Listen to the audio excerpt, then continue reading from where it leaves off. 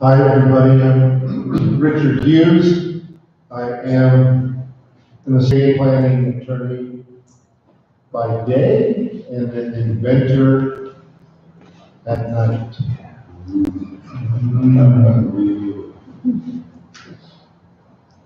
My cohort in crime here is my daughter Laura, who is actively involved now in helping me take some of my little products and ideas and get them out in the marketplace.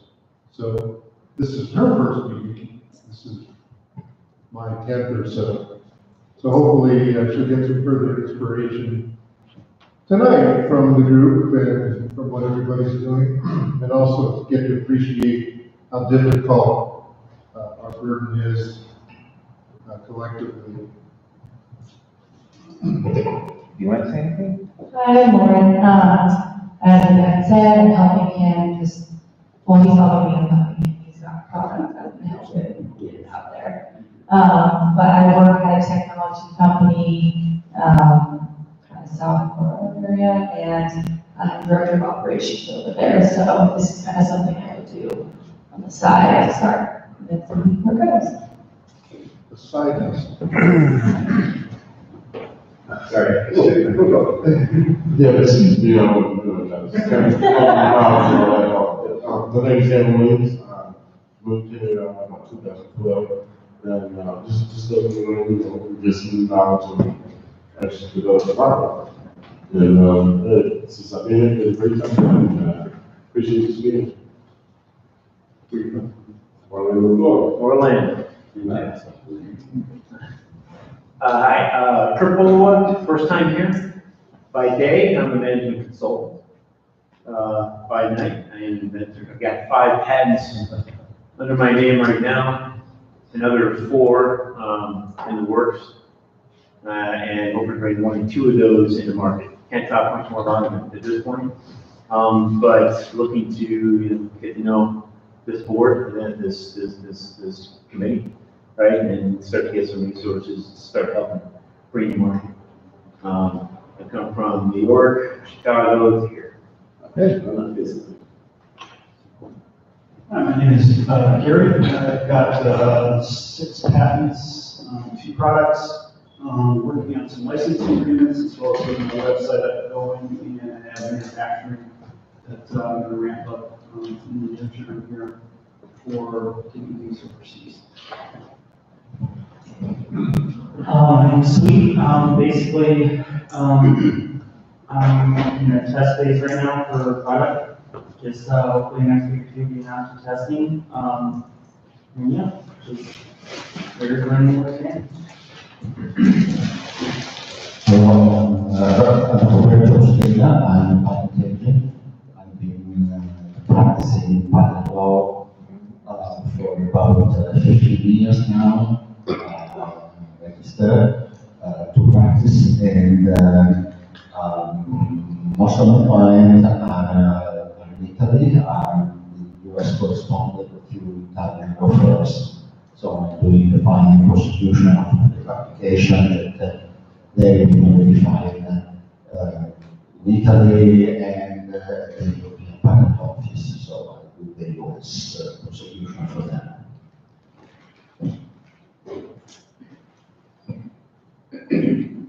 I did a product about, how many years ago, right? Years ago, and do have a patent on it. I've never really done anything with it, and I keep getting looked at it, and whenever I watch Shark Tank. And I really get it. Sure does. And so I don't know if I'll ever have it manufactured or sell it. It's just, I seem to be getting older for some reason. Just an idea. Don't do it. And, so I don't know what I'll do with it, but it's quite unique, I think. And I do have it if anybody would want to come and look at it, all that sorts to them. But anyway, that's my story. Is it name? Burn Roberts. You want to say anything? Okay, just to reiterate, we have a YouTube channel, Rocky Mountain Inventors, so that's RKYMTN and then inventors spelled out. There's a link on our homepage on our website too, which you can go to YouTube and search it too. So we live stream video every presentation. We've also got a library of about 140 videos in there on all kinds of topics. So they're organized by date, speaker, and topic, so you can search those. They're about an hour each on average.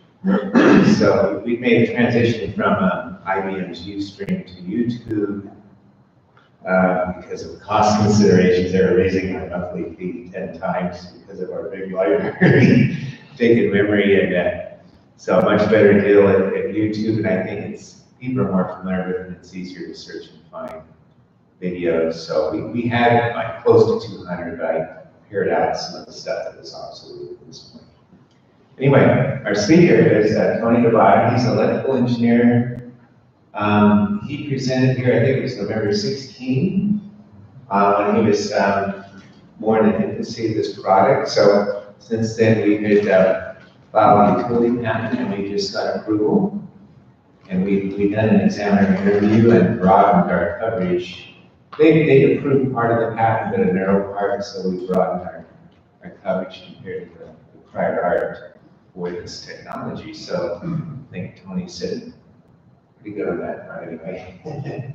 So please ask questions during the presentation and I'll go ahead and let you start. Okay. And then turn on the.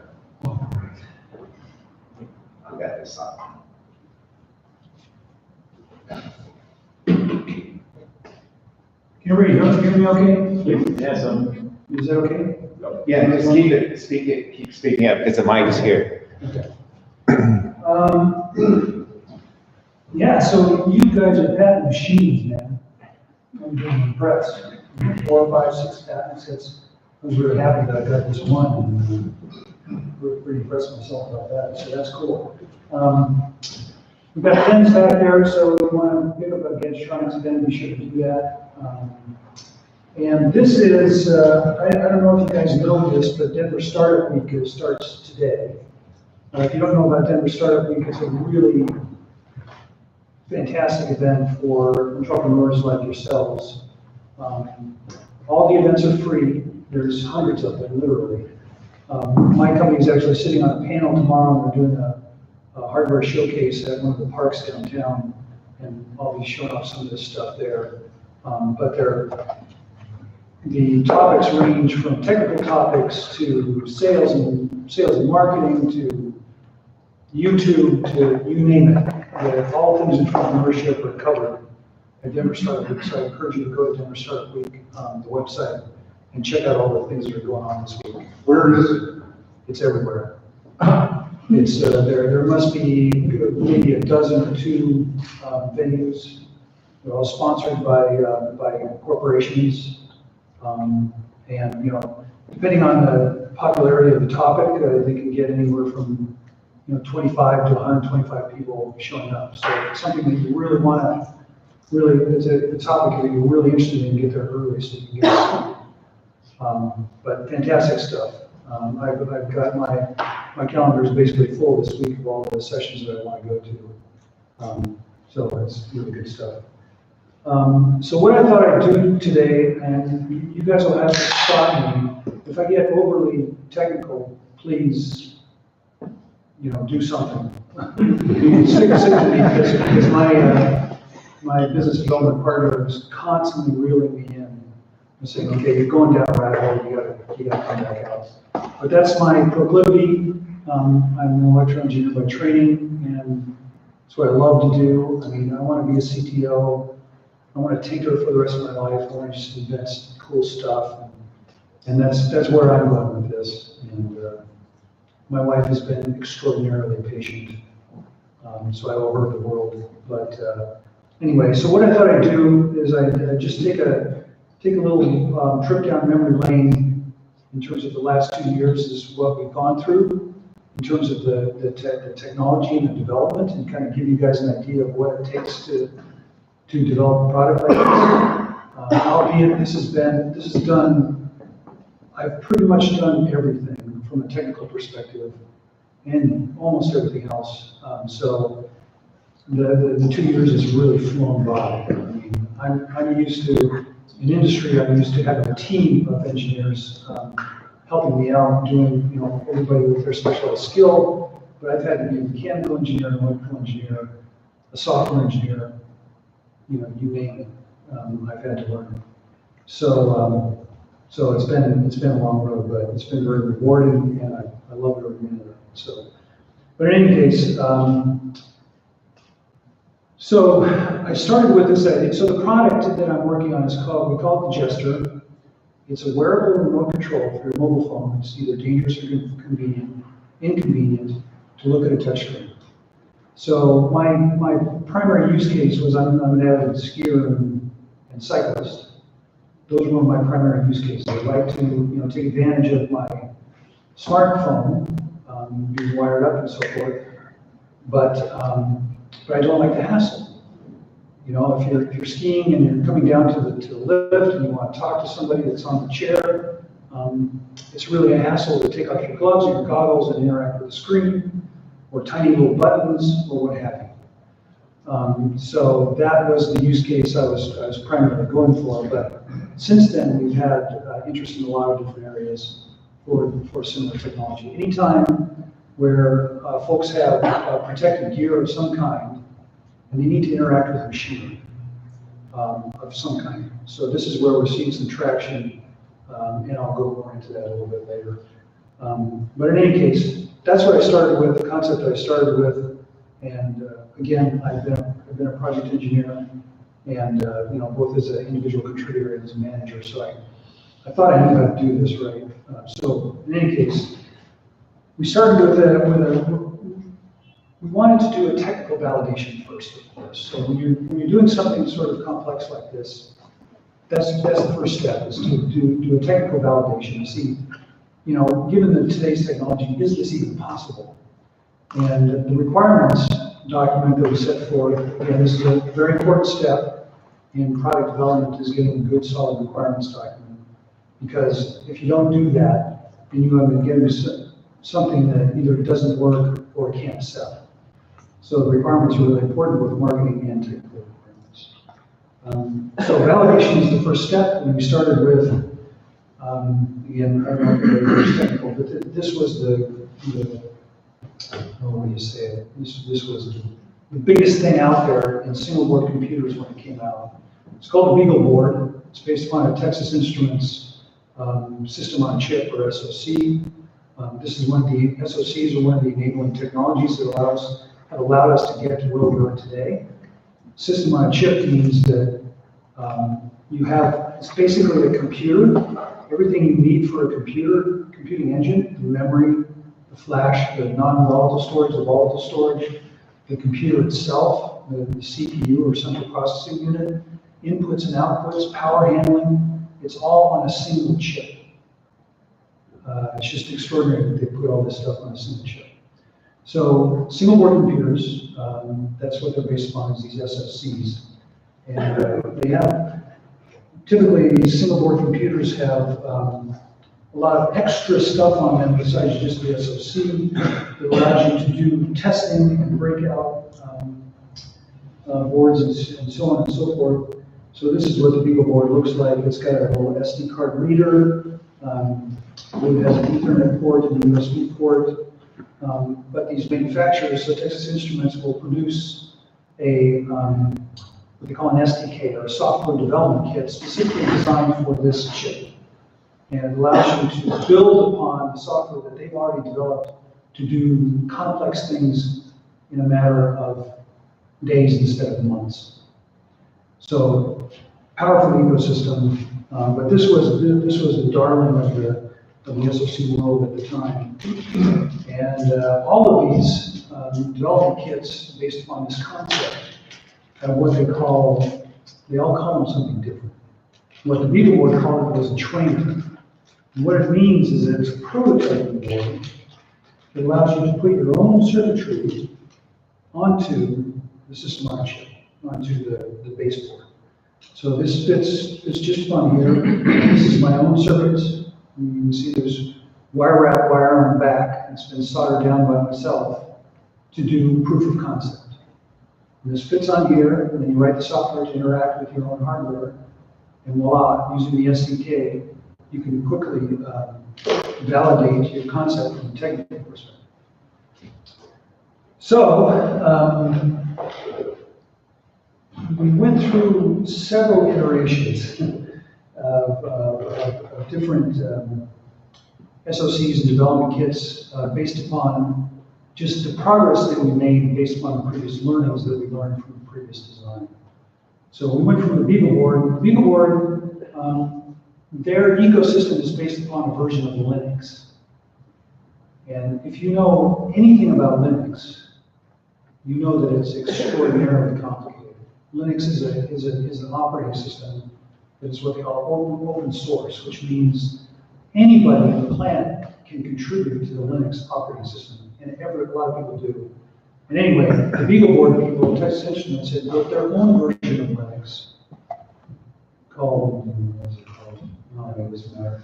But I thought that would be a good way to go because it's based on a real-time operating system that provides you a lot of advantages in terms of being able to do more complicated things further down the line, in terms of power consumption and adding new features and so forth.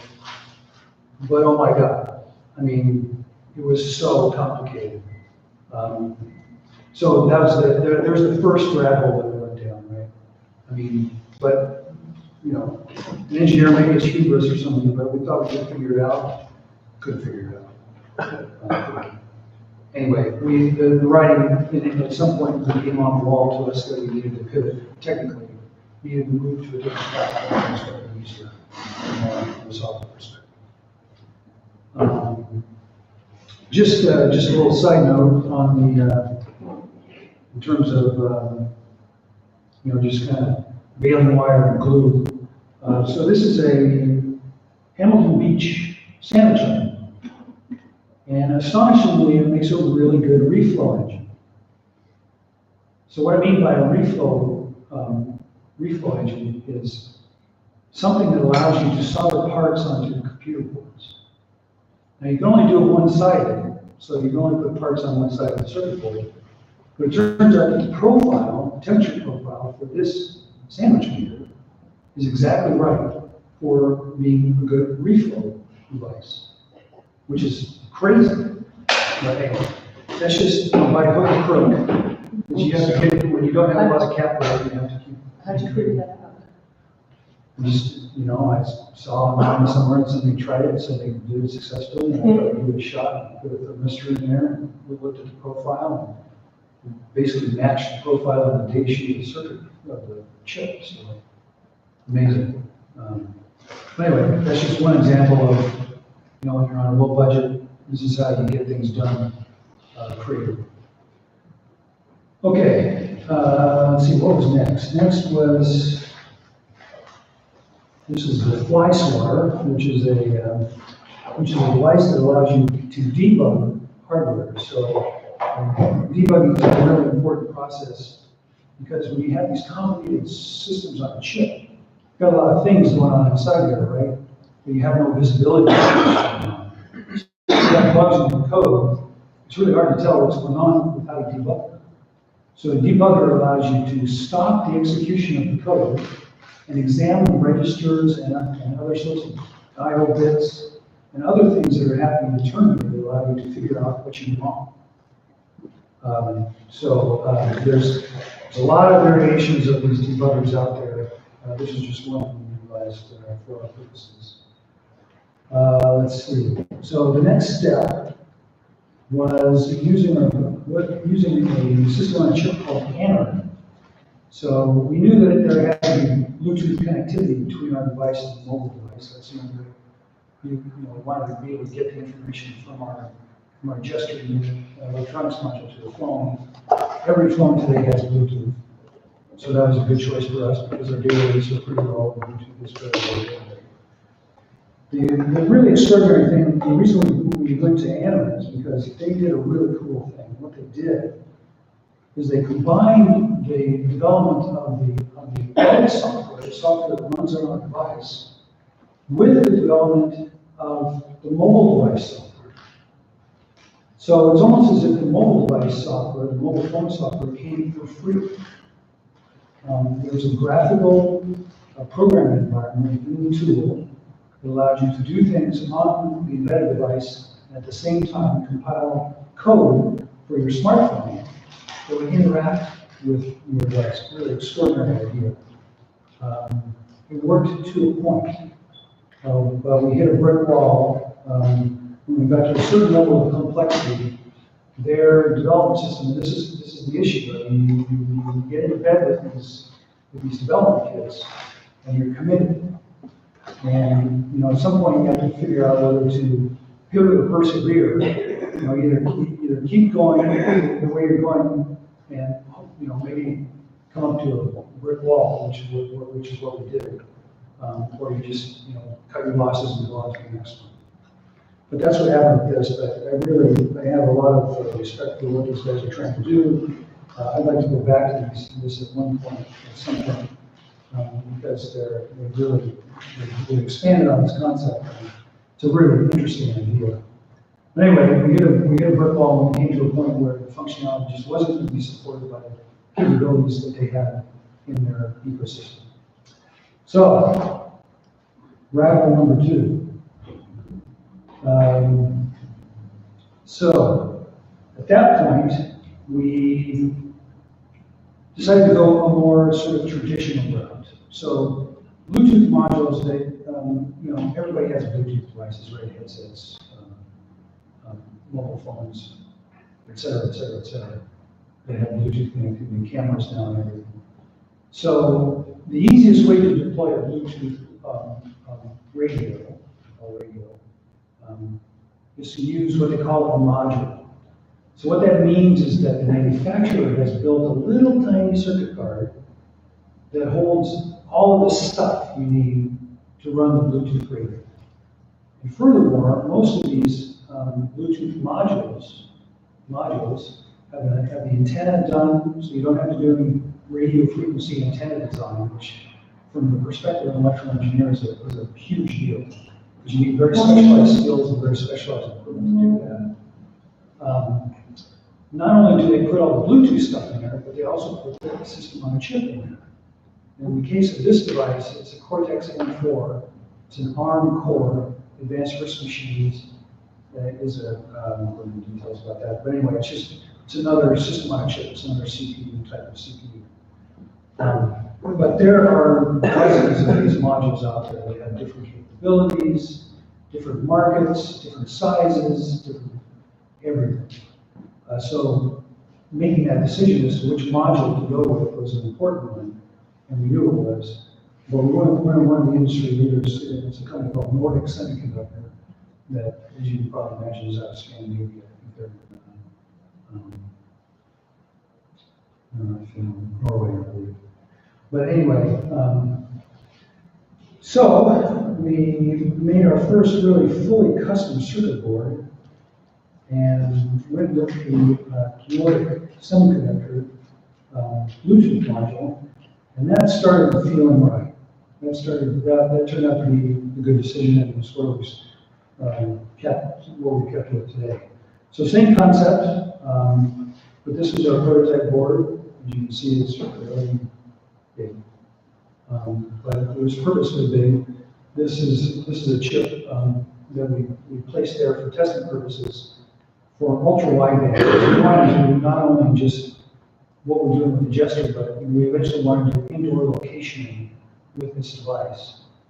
Ultra wideband is a new technology that allows you to do centimeter accuracy location indoors. So this is another burgeoning technology that's just coming to commercial fruition. It's going to allow us to do things with location-based services for a gesture that will really be transformative. Can you pass that around? Yeah. Okay, I'll get it. I mean, it's not great there. No, that's all, You see it. that's all dead. So, yeah, part of that process of determining which module we want to use, we did a lot of reverse engineering. So we took things like this, Bluetooth wire headsets, and we took them apart.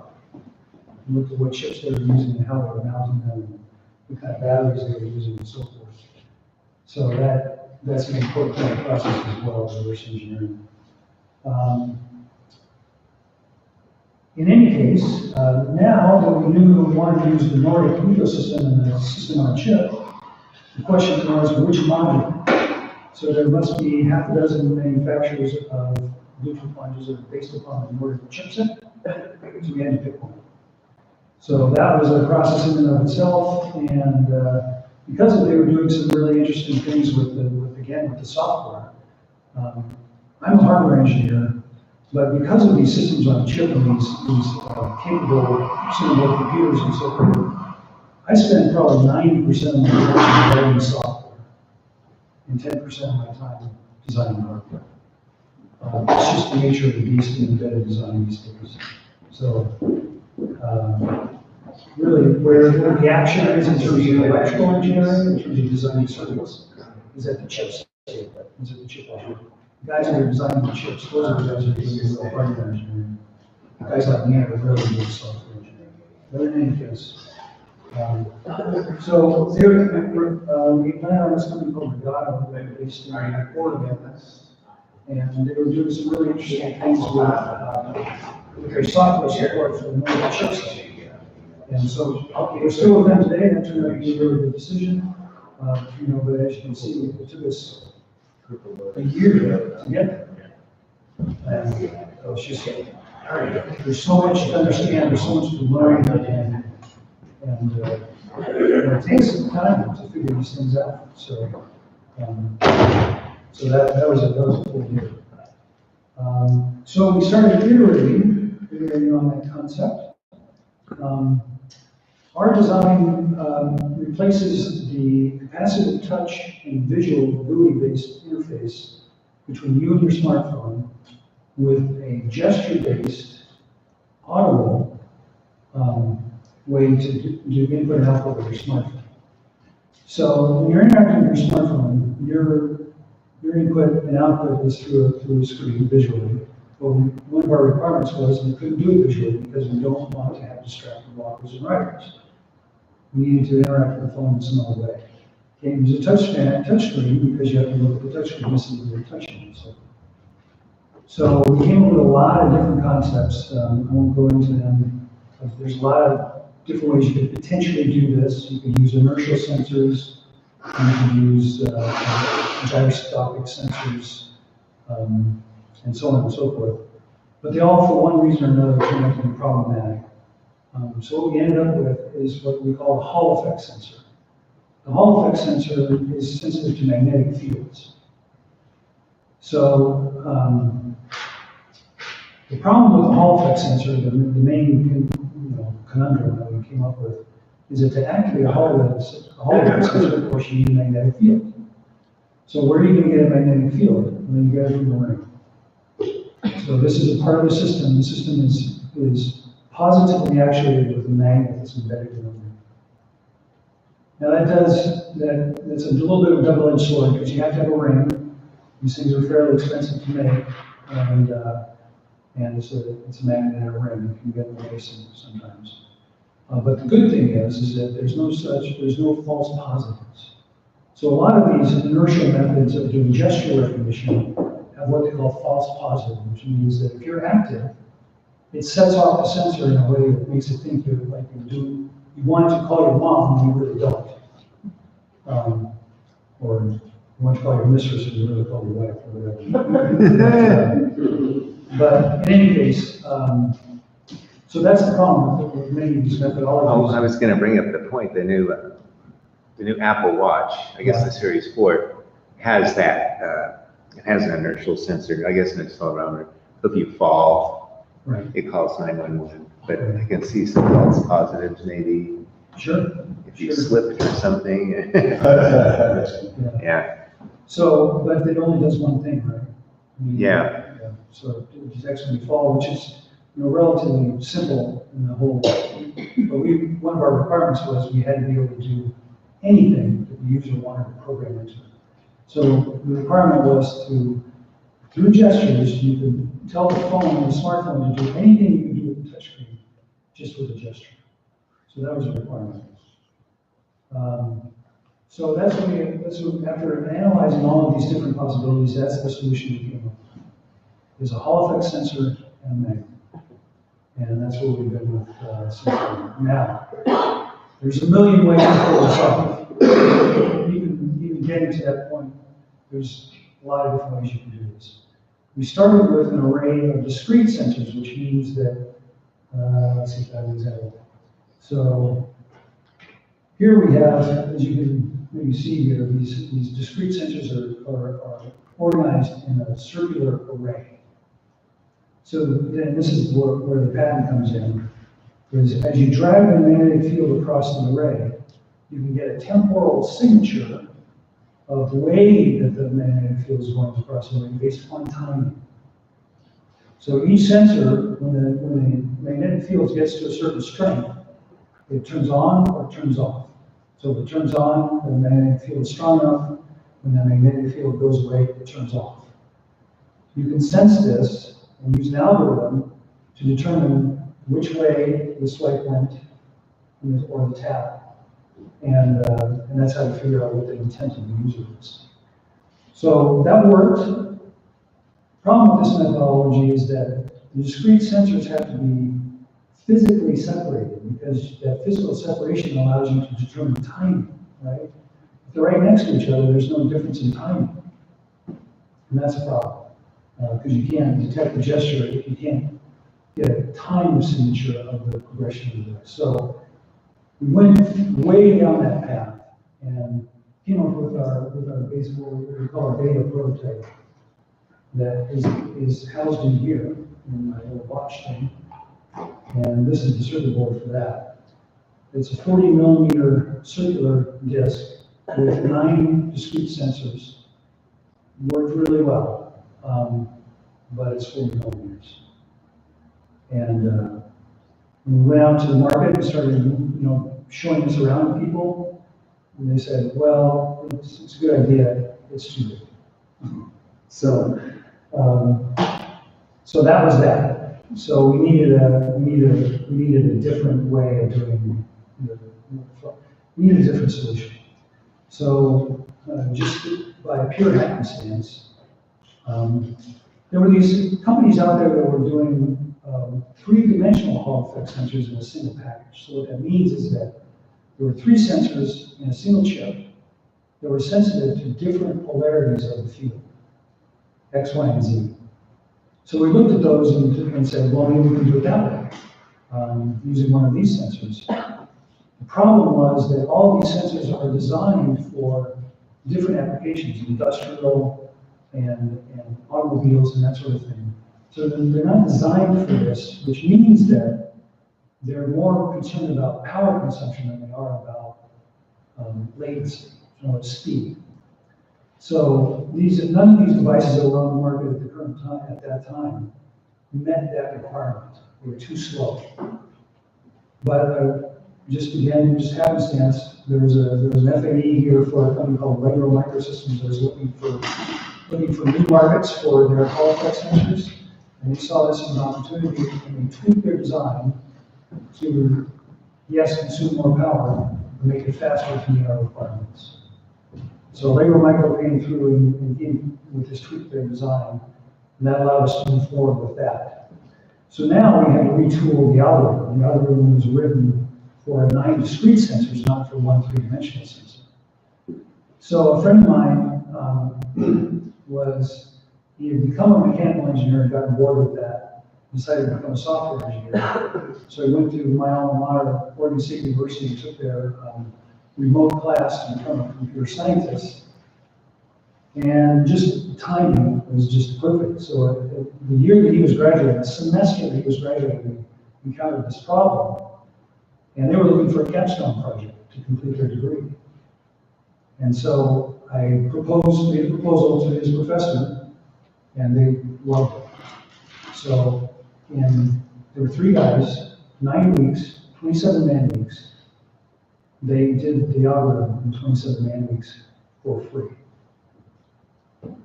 So, again, just from from pulling a rabbit out of a hat, from the school pulling a rabbit out of a hat, it was just an extraordinary experience. We got a lot of good press out of it. The school got a lot of good press out of it. It was a win-win-win. They got their degrees, and everybody was happy. So it was an incredible experience. Were you okay with IP ownership with them doing that? Yeah, that's a good point. I mean, that's now in the public domain, right? Because they have, they've done this. Or sometimes they'll want some ownership for that contribution. Right. Since then, I think we've tweaked the design enough to make it difficult for somebody to replicate that work, but that's what they asked for, right? So, in any case, what that allowed us to do was go from this hockey puck thing to this. So this is about 22 millimeters on the side. It's about 4 millimeters thick. Now this is gaining, in our test, this is gaining acceptance in the community because it fits comfortably under a glove in a pocket, and we're going after a class of wearables what we call disappearables, which means you don't even know they're there. And our holy grail is to get to the point where we can embed this into a garment. You can wash the garment, you never have to charge it, because it's harvesting energy from the movement. It's just there, and you use gestures to control your mobile phone whenever you want to, just by wearing this garment. There are technologies out there that are coming online now that are going to allow us to do this. And it's not that far away. So this is the kind of the mission statement of Gadgetronics, the company, is to take wearables, we call wearable technology, which now we're going to associate with a smartwatch. We say thinking outside the watch. Watches and Fitbits are even going by the wayside now because smartwatches do so much more stuff. They do the fitness monitoring as well as, detect whether you're having AFib or, taking your EKG, or even you can talk on it. I mean, why would you have a Fitbit if you could have an Apple Watch, which does everything the Fitbit does and more. So, but we want to coexist with those things. So we don't see that as a competitor to us because you still to interact with the Apple Watch, you still have to expose the watch, and you still have to expose your fingers to interact. There are some smartwatches that are trying to get around this by making it ruggedized, so you can wear them outside your jacket, and have big buttons on them. So big buttons, with buttons, you can only do a certain number of things. And you have to wear your watch outside of your jacket, which is cumbersome. So this is where we fit into the market. So just as a short side note, so we played a lot of different ways about how to house a magnet in a way that was unobtrusive, inexpensive, and okay for the user. And one of the things we looked at was what we call a thimble, which is it's just a finger sleeve. I did not know this, but these things already exist. This is a commercially available device. And they're used by auto mechanics. When they drop a screw down somewhere that's inaccessible, they can pick it out with this little hand finger thing. This is patented. So we were kind of stuck. Even though it had promise as a methodology for housing the magnet, it's patent. So we would have been infringing on patent to do any of this. So we would have had to buy it from one of these guys. And they were playing hardball and we were asking a lot of money to do that. So we abandoned that. We tried it, we worked on it for a while.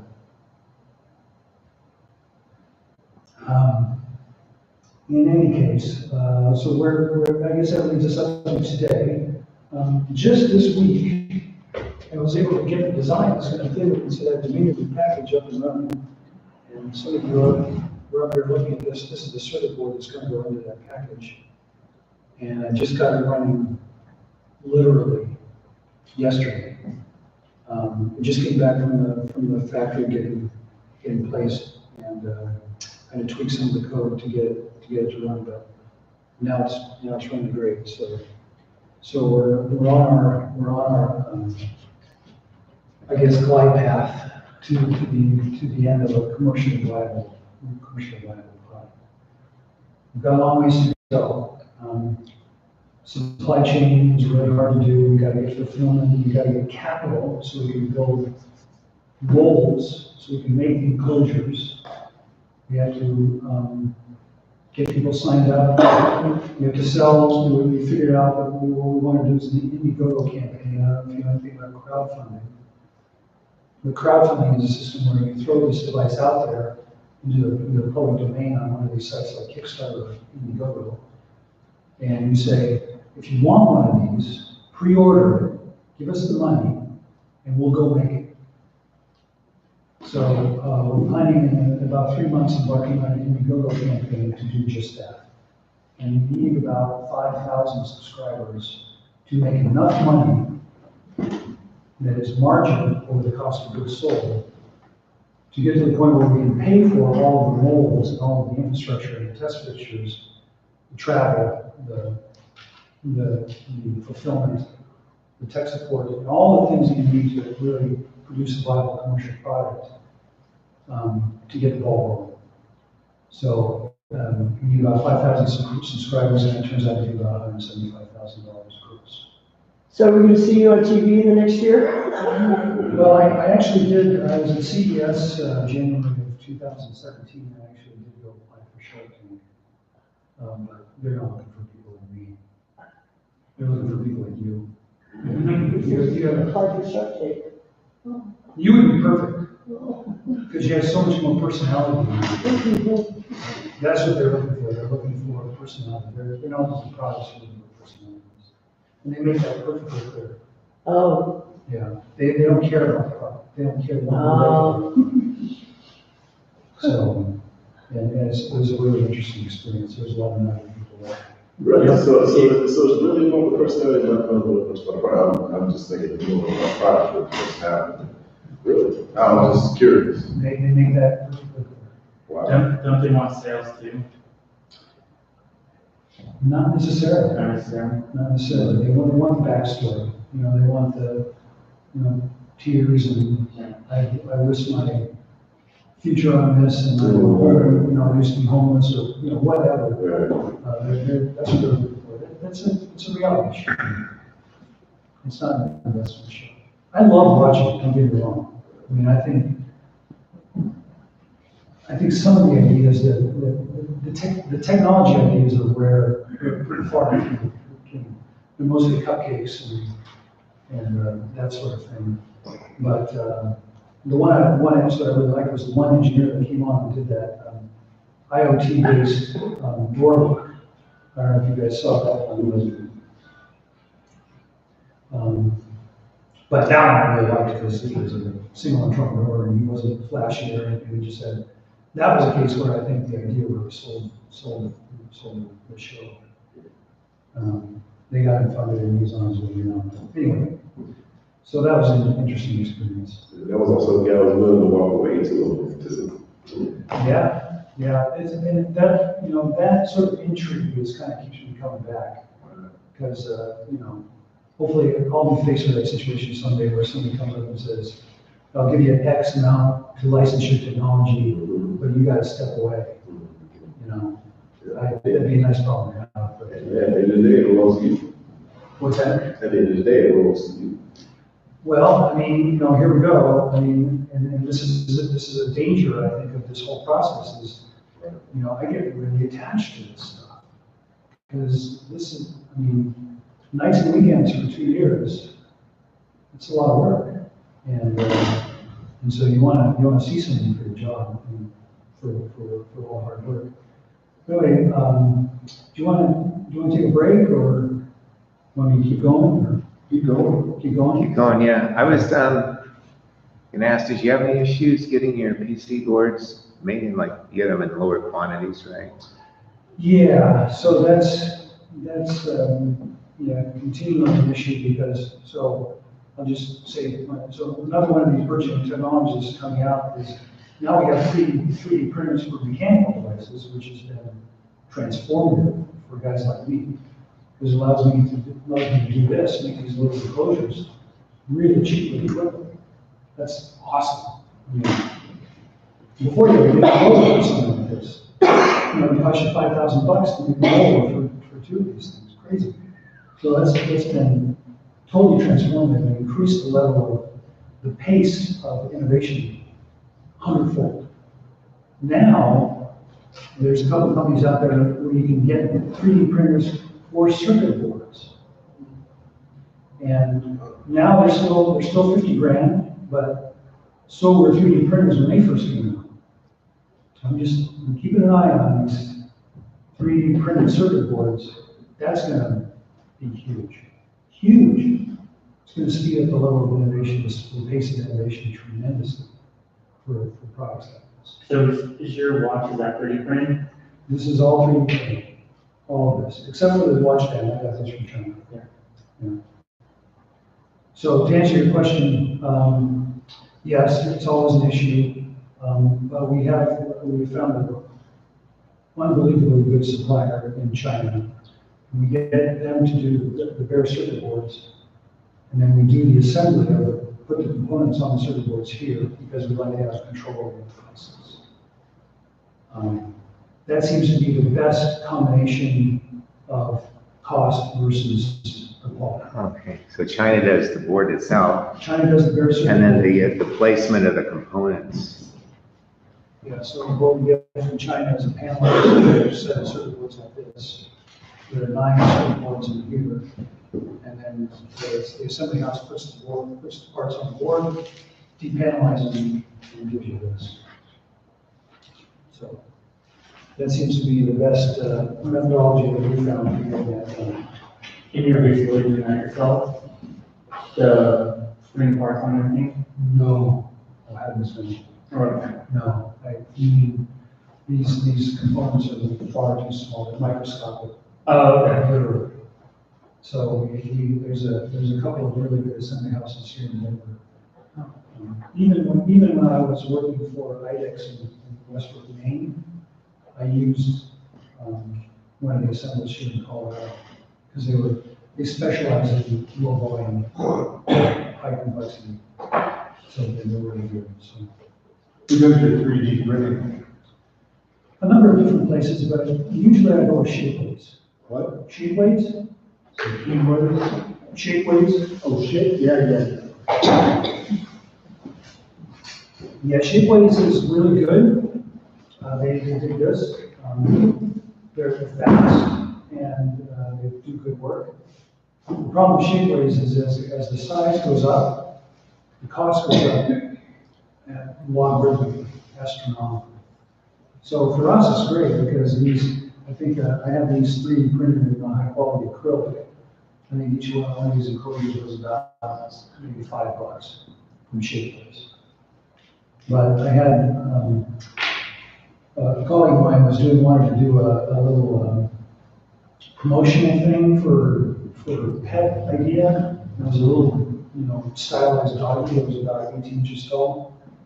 That was going to be $5,000 to 3D. Yeah. It was like 18 inches tall. Man. Yeah, I was surprised too. And I think that the lesson there is what you have to do is you have to break it into pieces and then glue it together, paint it, and sand it. So it's a process. But in any case, I was surprised to hear that too.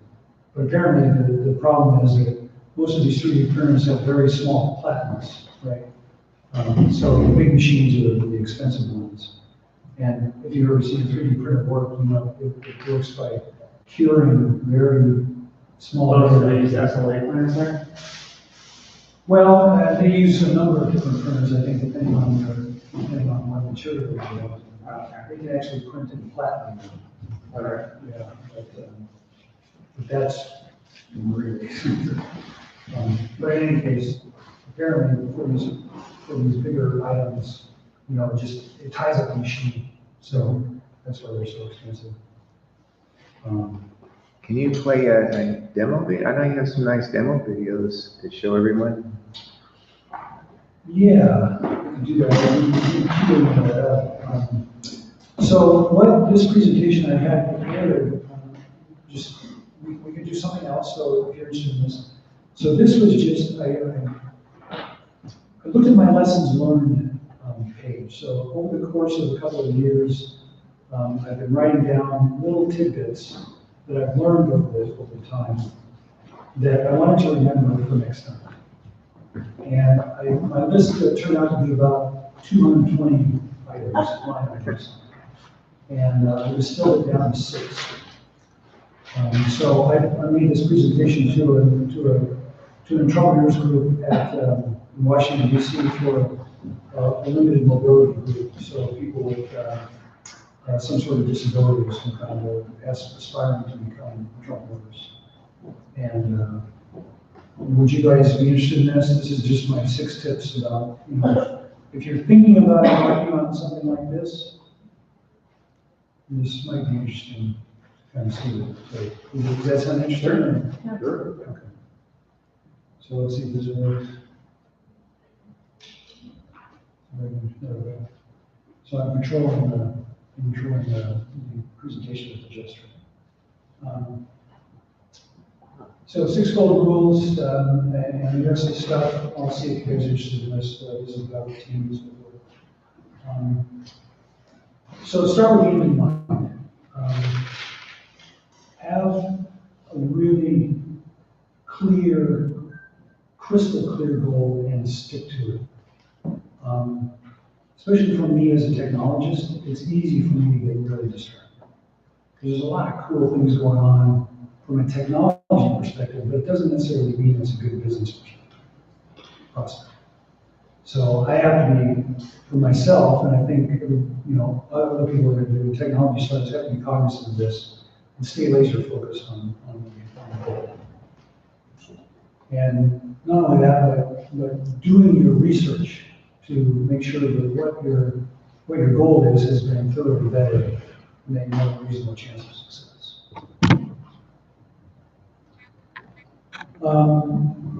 Dual income, no kids. So, yeah, there's no way I ever could have done this when my kids were 5 and 6. No way. No way. And I've seen a lot of people be successful right out of college, start their own companies. There's a gentleman named Stephen Dobaj who did a really cool project called Spectrums, you know, based on his needs as a drummer. And came to Colorado to go to graduate school, had this idea, dropped out of grad school, pursued it. He just recently sold his company to Spiro. So now he's working for Spiro, which, if you know, Spiro is the toy company that immensely successful here. They did the BB-8 robot for the last Star Wars film. So you can do it that way, or you can do what I did, and that's wait until your kids are gone. And but I wouldn't recommend, you know, it's just, I don't think it's compatible with the responsibilities you have as a parent. It takes a village. This is probably, you know, obvious to most people. You can't do it yourself. And if I had my druthers, I would say the 2 people that you need most right off the bat is a technologist and a financial guy. With that core team, you can really start building something. But that would be my recommendation. The sales and marketing stuff you can do later. You can push that off to later. But finance, you need immediately from the get-go. You need somebody putting your books in place, getting your stock agreements in place, all of that sort of nitty-gritty stuff to provide a really solid framework for what comes in the future.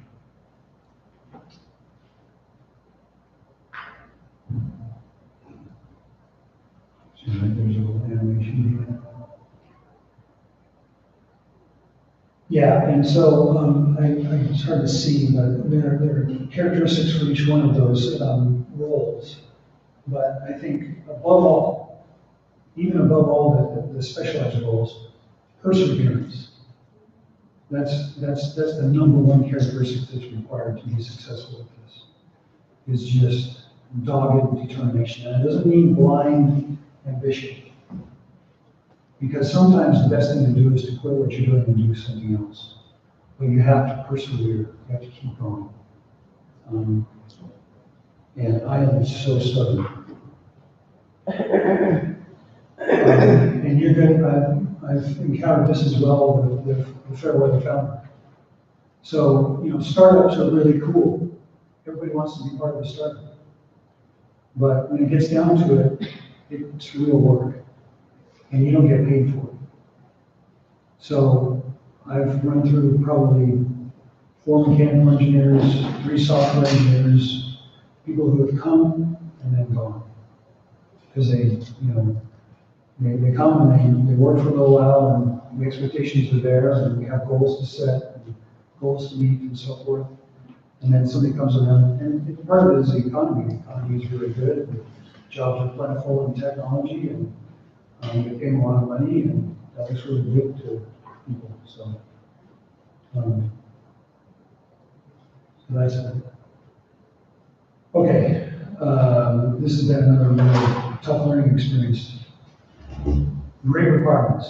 So you're going to have to work with service providers. So some of the work that you need to have done, you can't do yourself, like videos, explainer videos, graphic design, that sort of thing.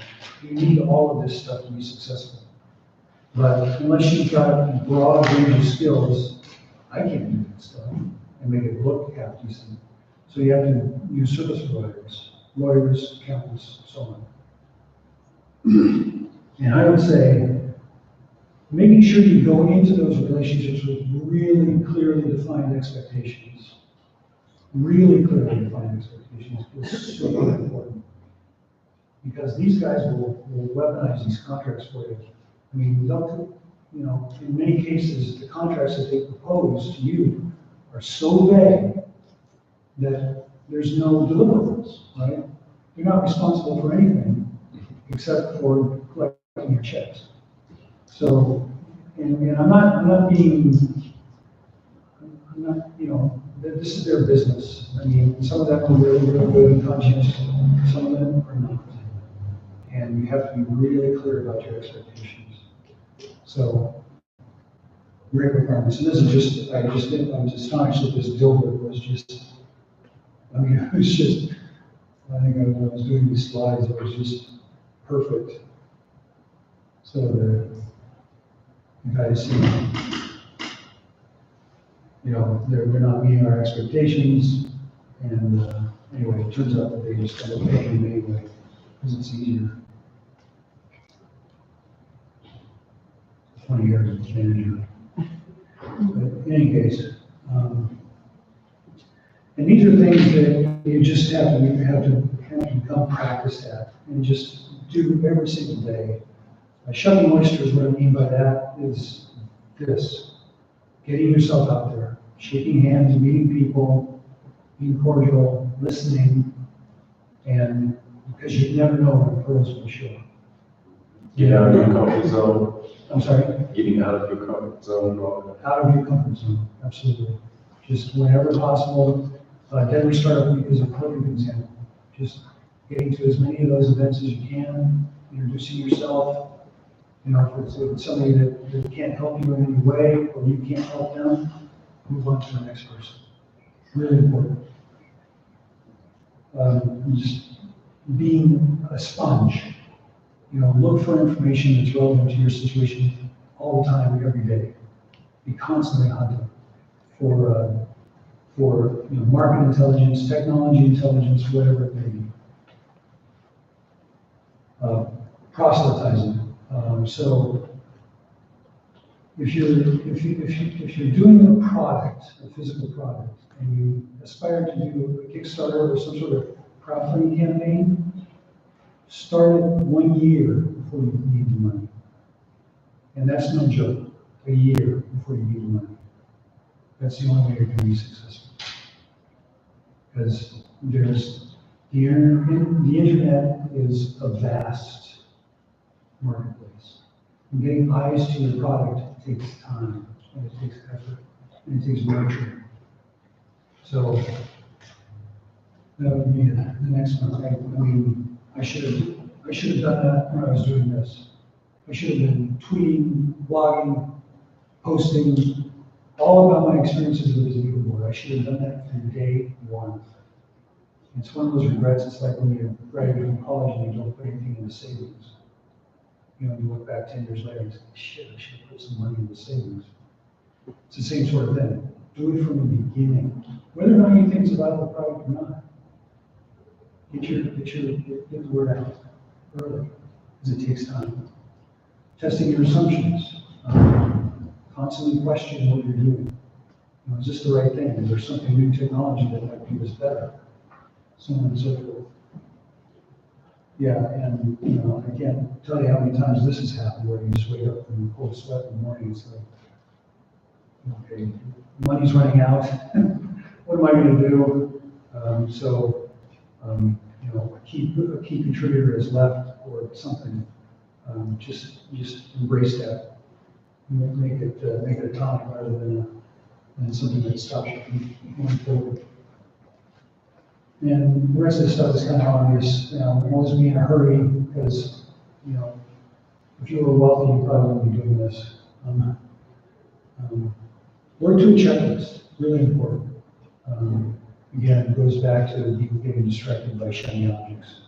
Very easy to do.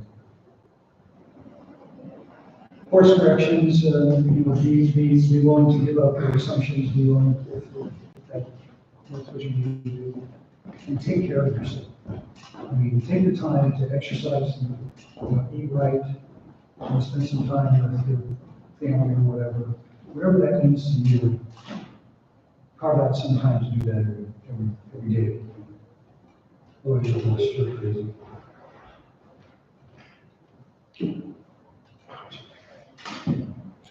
And rule number 6, which may be the most important, is don't follow any of these rules blindly. Every situation is different. Every situation is different. I mean, like your product. Your road to success is going to be completely different than this. So keep that in mind, that people are going to give you a lot of advice. And take it with a grain of salt, because everybody's situation is different. And I think, you know, there's this question about incubators and so forth. Incubators and startup classes and those sorts of resources. You know, I think they're really good. I mean, I think many of them are really solid paths to success because they do many of these things. You know, they test assumptions, they make sure that there's a market for what you're doing, and that you have the runway and so forth. They give you tools for doing that. But it's not for everybody. And it's not for every product.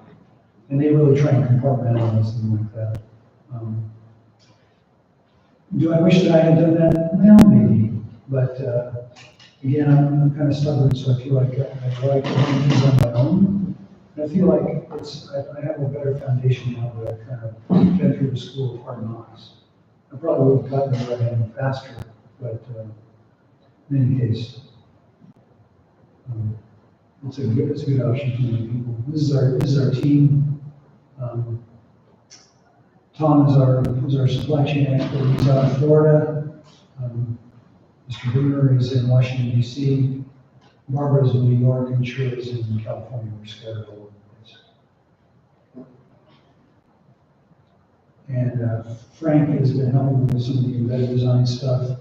Just Cobb is amazing. He's a former director of training and innovation, and he just jumped ship to start his own startup. He's an RF expert and management consultant. He's on our staff, advisory staff, and he's working on right now literally a better mousetrap. So anybody wants to know more about that, it's a really interesting project.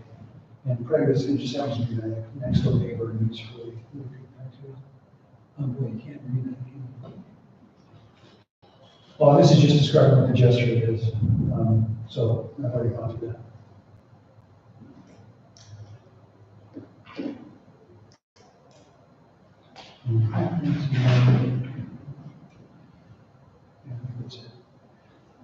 So, any questions? Burning desire? Can you demonstrate what your device does and how it works? He's got some videos, good videos. Yeah, so, yeah, I can do that, I can play a video, but this is basically it. So, I mean, so the concept is we wanted to keep the gesture set simple and intuitive. So it's just swipes and taps. And then this swiping one back and forth doesn't really this particular situation. But if I had my music on,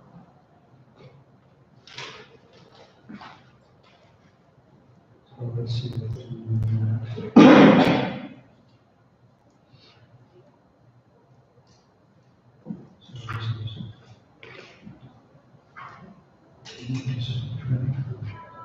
I'm just going to turn up the volume here.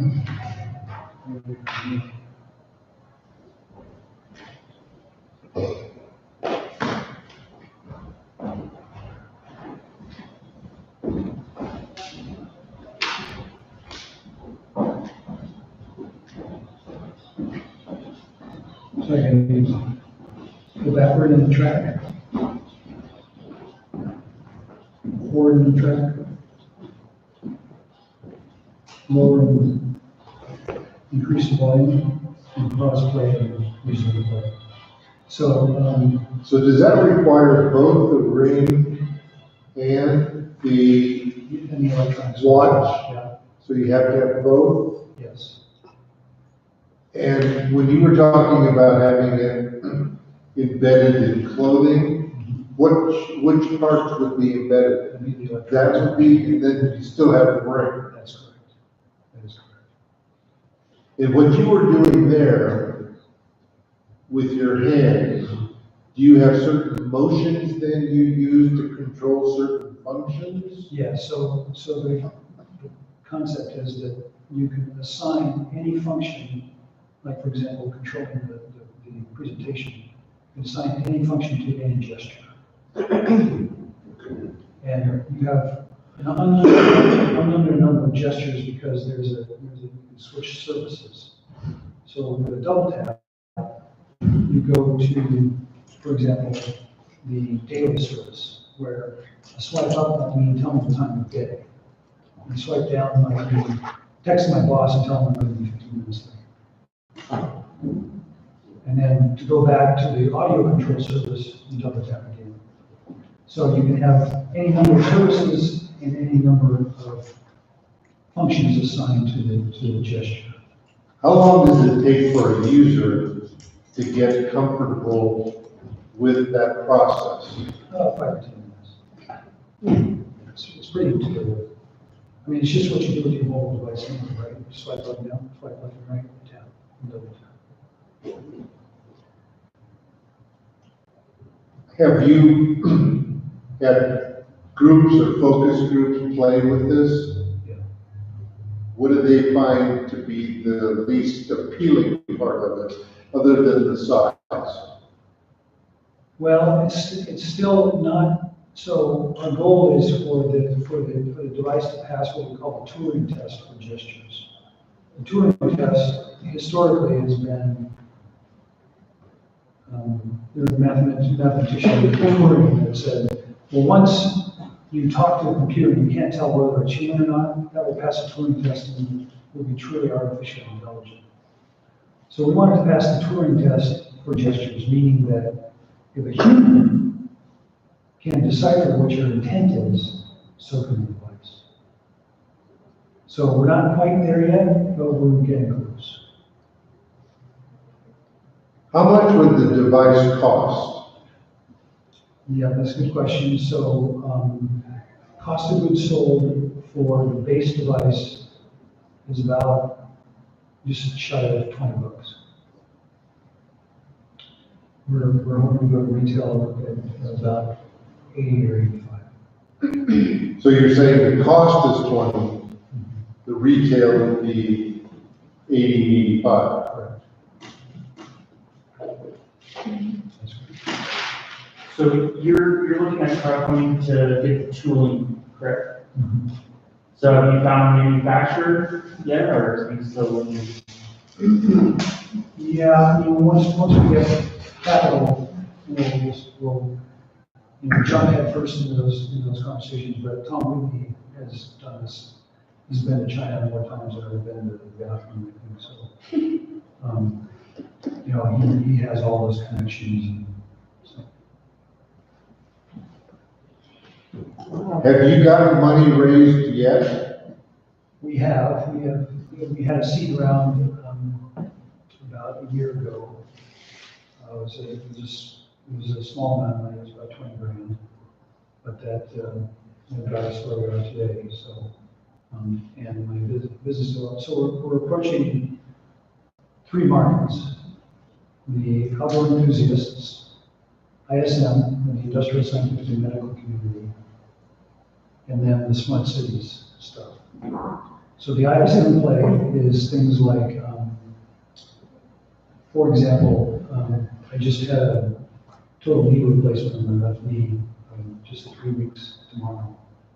And when the nurses come in and interact with you, they have gloves on, obviously, and they're talking on their mobile device because they get assigned one when they go to work there on the floor so they can communicate with each other. But they can't target them to interact with their mobile device because they got gloves on, first of all.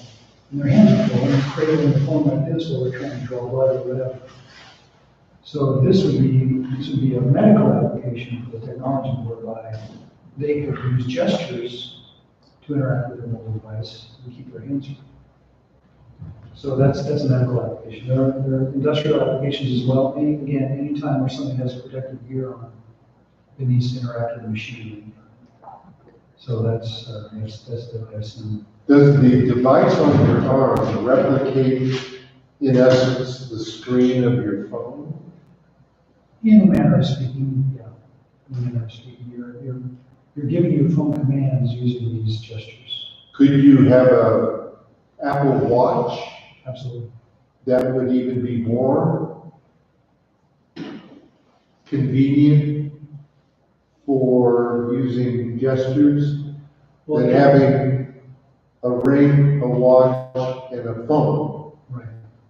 Well, again, the problem with the Apple Watch is the same problem you have with the touchscreen, is that you interact with the Apple Watch through the screen that's capacitively based. So you need a bare finger and a view of the screen to interact with it. So that's the same problem. But what I'm saying is that, Could it interoperate? yeah, Oh, yeah, no, so one of the accoutrements that we'll have in the package is a watch band.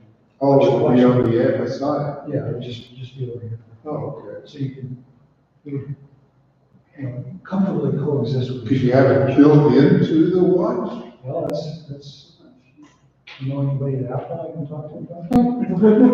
I mean, that would be the cat's meow right there. Absolutely. Yeah, I'd love to do something like that. Yeah, these are all great questions. Have you had much luck so far with your crowdfunding? We haven't even embarked on it. We, Is that one of the things you said you should have done a year ago? yes. Yeah, we should have started that process a long time ago.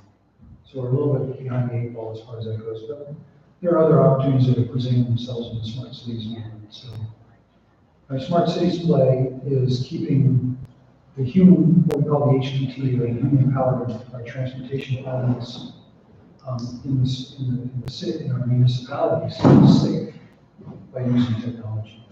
So by those members are wheelchairs, cyclists, pedestrians, and now scooters. So the whole idea behind applying technology to cities is to have an infrastructure which all the vehicles that are in play, they all talk to each other through this infrastructure. And so if an autonomous or semi-autonomous bus is about ready to be provided with a car, the system, the infrastructure knows about it before the human operator even does.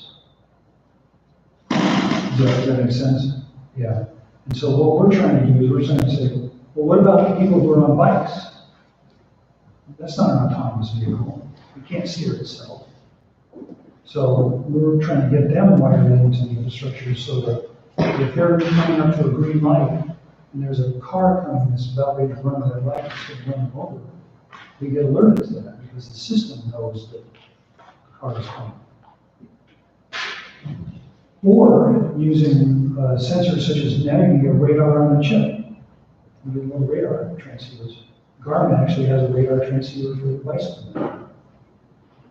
So if you're riding in the city and a bus is encroaching on your legal 3-foot, space, it'll tell you it's a bus, and it'll tell you where the bus is exactly through what we call oral spatialization. We'll pinpoint the location of the bus and orally tell you where that is. If that makes sense. So that's what we're going for. We actually just have on board a consultant who's has a PhD in acoustics. He says this is doable. So those are the three basic markets. Yeah. How did you form your team? Can you talk some more about that? Yeah. So I was dabbling in another endeavor with an old friend of mine that was completely out of my expertise range, and that was a mistake. I'll just say that right up front. If you're going to go do this, do something that you know. Yeah, right. I mean, it seems obvious, but anyway, I got sucked into that project. Anyway, so I was just finishing that, and Will Bruner, my co-founder, he actually found me on a website called Founder Dating, that now I think is a part of LinkedIn. So that's how we put together a team. We just basically online. Basically how we found everybody. I think Shirley knew Barbara, so that's when we found each other that way. And I don't really know how we all found Barbara. I'm not really sure. So that's just by shutting oysters, basically. Just keeping your ear to the ground and getting yourself out there and posting on LinkedIn. And, if you're looking for a co-founder, just go on all the sites and start asking around. And now that we have a little bit of a public presence, people are starting to come to us, saying, "You guys need help. You need business development help. I'd like to." And just talked to a guy the other day that says, "I'm really dying to move to Colorado. How can I help?" So now people are finding us. Did you find your Chinese manufacturing guy? Can't remember his name. Oh, I work with him at IDEX. Oh, okay. In Maine. So I knew him personally for him. Gotcha. Yeah. Yeah, that's really the best way. And that's one of the advantages of starting this process later on in life.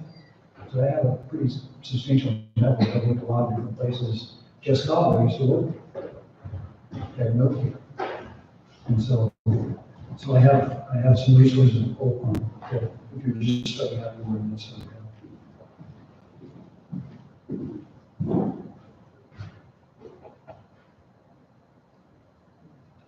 Want to play the video? Yeah, I want to see how the video works on live stream too. Oh, okay.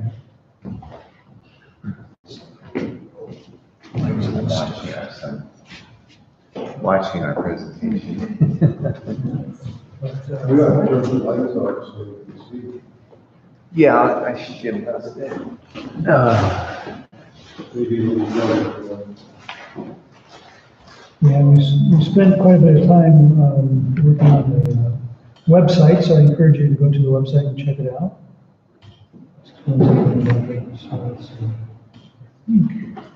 Just do that.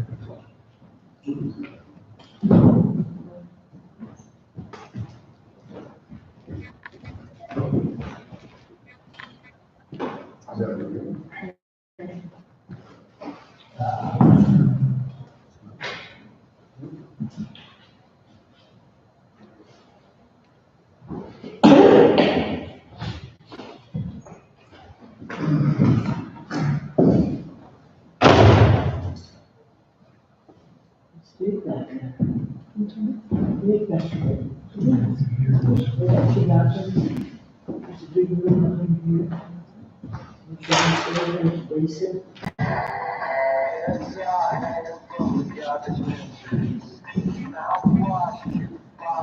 It's not showing up there. Have you got the HDMI on yours? Okay.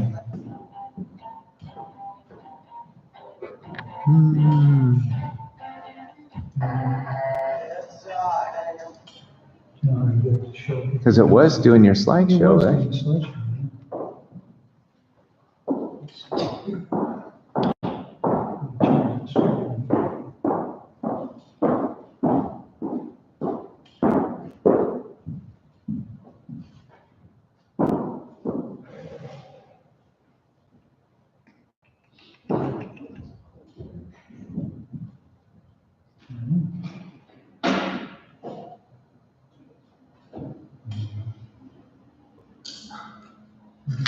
Or that backlit keyboard is nice. Here, I'll unplug it and plug it in.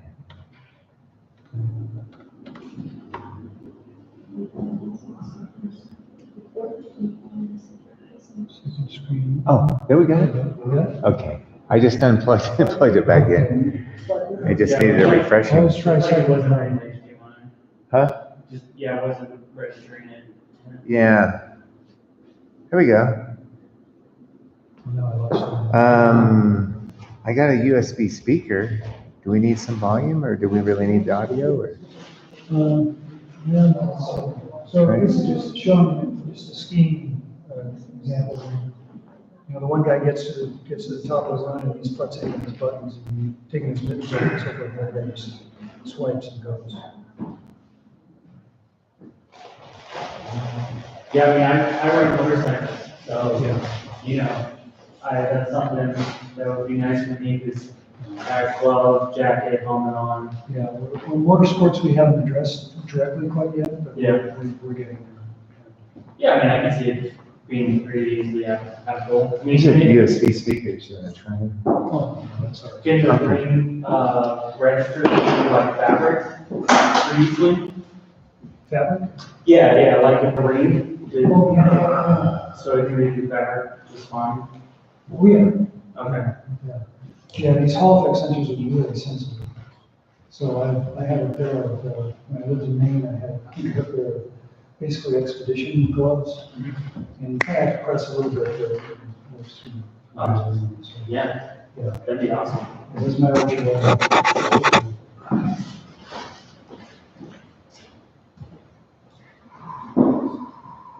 Any questions, guys? Any other questions, clarifications? Use them I can impart. I'm happy to.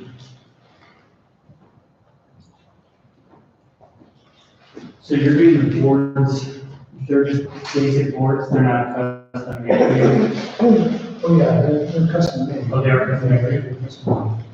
But so you have someone in China making them? Yeah, this guy, this particular individual is a broker. So he doesn't actually work for the company that he gets the boards made at. Yeah. He has a number of companies that he often, he already has established relationships with. Okay. And we ordered 2 separate boards from him, 2 completely different bespoke customized boards. Each time, he's giving me delivery days when I order the boards 3 weeks in advance. Both times, the boards have been delivered to the day, or that he said he was going to do that. To the day. Did you find them on LinkedIn? Because that's kind of where I'm at right now, like trying to find people, it's like, I found him for Tom. Okay. yeah, because I mean, really, you hear horror stories of like people like, yeah, first they said they'd be able to do this, this, and this, and then 3 months later, you're like, I have no idea where they are, I haven't heard back from them, I have no products. And especially on LinkedIn, like, I can't even count how many messages and requests from like Chinese I now have a standing rule that says, I never hire a sit. Mr. Contacts. They have a higher, supply of income, we have personal income. The trust and personal income. So, Yeah. yeah, if you need somebody to go to work, No, I mean, like, my product, like, it's not, I'm not doing anything like for right now. In the future, it'll be something I add into it, but like right now, it's just a physical product, So when so, you get there, yeah. share those, tidbits, because Yeah. I mean, luckily for me, like for where I'd be adding in, at least right now, it'd be mainly just, you know, pre-made fans, lighting, everything like that. So it'd be pretty basic stuff. Stuff that I made, just getting manufactured to what I need and stuff. But yeah, what I mean as far as like the physical, right, that's what I was curious about the cases. Yeah, I was kind of curious about that, because that's, I mean, I can't afford it, obviously. I'm not a millionaire, so, you know, that's kind of something. What? I can't do that. Yeah, so, yeah, consider it a go thing. You know, I'm not quite just looking for possible investors. Like I said, I'm just kind of doing the testing phase right now, just kind of. But that's something that's always in the back of my mind, like, okay, in fact, because I'm gonna need a lot of tools. So, Yeah, crowdfunding is extraordinary, to be successful. it's like you almost need an expert now. Yeah. You know, we've got a really good, social media, that's helping us out, but again, we started with, Now, so as far as like, you know, social media, did you have like reservations about like posting pictures and stuff like that out there? Yeah, it's on the website. I mean, obviously, you know, you have a patent on it, but. Well, Was that? yeah, everything's on there. And emails. Yeah, I can just tell you that, early October is gonna be an engineer, James Horn. Late October is gonna be the Denver patent office. Early November is gonna be I have no doubt that. John Eckstein on This crowdfunding. successful, someone's gonna try to. So we're not having late Thanks. See, that's where I'm kind of, And I don't I'm in the have boat too. early but, December scheduled yet, you but we know, won't if have a it late doesn't December. become a thing, I know there's just Christmas, something. because no one will come You anyway. know, But there's a time start at when least do you're something in the run. No, second and fourth Mondays of the month. Yeah, it's a hard one. No, he was interested. Huh? He was interested. No, sometimes we have to get this thing desirable, so if you have. Yeah, I just hope my audio, because we got this new system now, and I'm only getting one green on the audio. The microphone's up there. No, I mean, mine's, you know, like I said, it's a physical product, so I mean, Yeah, like, you know, honestly, if someone has a skill. yeah, now I gave you know, your if copyright they, back. you know, they can get it and they can 3D model it, 3D print it, you know. I made I scanned a copy for me too, so I've got a copy. Yeah. I would be calling you about. I mean, Okay, keep it in a safe place, or you could frame it and put it on the wall. yeah, no, I mean, you know, I designed it so, you know, kind of future-proof it, you know, so like I said, you know, Yeah. but I mean, you know, it's not a complicated design, it's not a. Don't give up. It's not necessarily a function, like, it's just. Did you, Hard, you know. You wrote a So, I letter? mean, it's pretty simple. What did you do? There's I'm gonna try to send an email.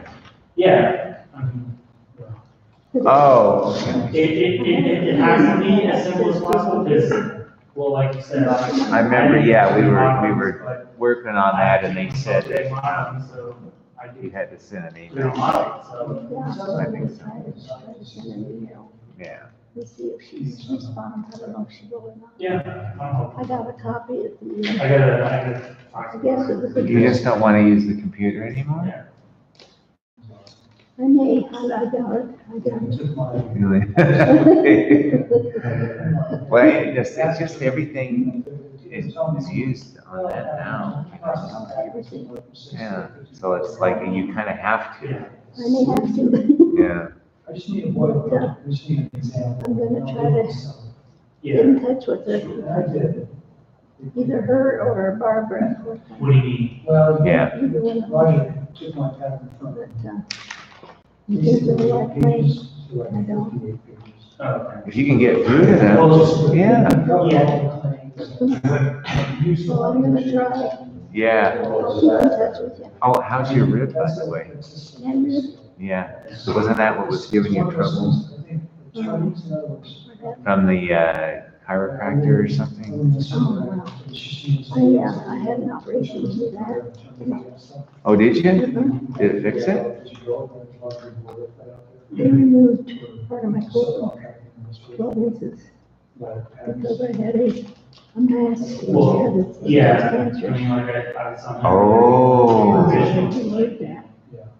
I pretty much did a guidance from. Did you feel better? Or did you? Yeah, you know, but I pushing still part have of it back. too was like, you know, I was like, I kind of went out there quick, I was just like. Oh. I don't know what that's caused from. You know, you're like, Maybe if I just learned. you know, like, you're like, yeah, you're not. Class. Yeah. You what? A little class. But it's kind of. Oh, okay, well, that's probably good. Get you some exercise, yeah. Physical product, like. And then I have a bicycle at home. Well, that's good, yeah, because you can ride it in any weather and it's safe. You're not gonna fall or get stuck. Yeah. In my living room and I just was on the TV. Right, while you're riding it, I yeah. can literally change my idea. And I literally think that. I'm on the mend. I can figure out. I literally have 2 principles. Yeah, well, that's not You know, like, really old. Oh, yeah. they take more time. you know. 99. Okay. Oh, 99. So just 90's just around the corner. Yeah, I can literally. 90's just around the Product corner. done by the end of the day or the next day. I just had an 89. Oh, so you got a whole year, okay. And then you can find I still have another year. Yeah, sure. But you know, like. But, So you recovered from the surgery, okay? You don't need to do anything special? I go in, every 2 weeks, every, A lot of YouTube videos. no, not every 2 weeks. Every 2 months, probably. Yeah, 2 months, yeah. Okay. And, the last time I was there, everything was okay, I had this done in July. And here it is, March, September. Late September. So I'm still recovering, I guess. I mean. Well, you're looking good, yeah. Well, I feel okay, except my lower back. It's in the back. But that's from something else. Well, I think it's just poor posture, I just need to be more Maybe active. the physical therapy will help. I think Yeah, okay. they gave me exercises I'm supposed to do on the bed, you know, lay on the bed and do all these exercises. Oh, like lift your arms and legs, Yeah. okay. So, I've gotta do that, and then I'm stationary bike, and I'll be okay. I think, yeah, the stationary bike's a good thing. Yeah, I always feel better the next day, Mhm. so that tells me something. Yeah, Good seeing you, Roger. you too. Which competition line? Well, where do we go? As far as we know, there's, well, okay, so I mentioned Garmin is, basically, with the using the, Doesn't look like it's gonna be that hard. for example, the Garmin system, you have to look at a screen on their device. Yeah. To interact with, to get that information. Yeah. Over here at the end. Claims in your past. Main claims are about, the using the temporal signature for the manual field of to affect, so, yeah, that's what. But consider using haptics. So we're gonna have to be really careful with the number of zeros. And I'll take a lot. That's a good. kids. have to fill it up. Practice stuff. And It's then come a long way. carry those too. So now, You're gonna have a whole bunch of rails, okay? so you can tell, Bye, Roger. you can tell it's a Later. buzz right. There's a big step right there. It's not. You can tell it's location. You know, I don't know how that works, but I'm trying to figure out how to modulate the signal to get that done. You just take a command. Yeah, it's so cool. And the light on out there? Because I can see where that could be, you know, I can use it at night, and I can get feedback, like, so, like, oh, I didn't do that swing. Or something's kind of loose, or, yeah, it's nice.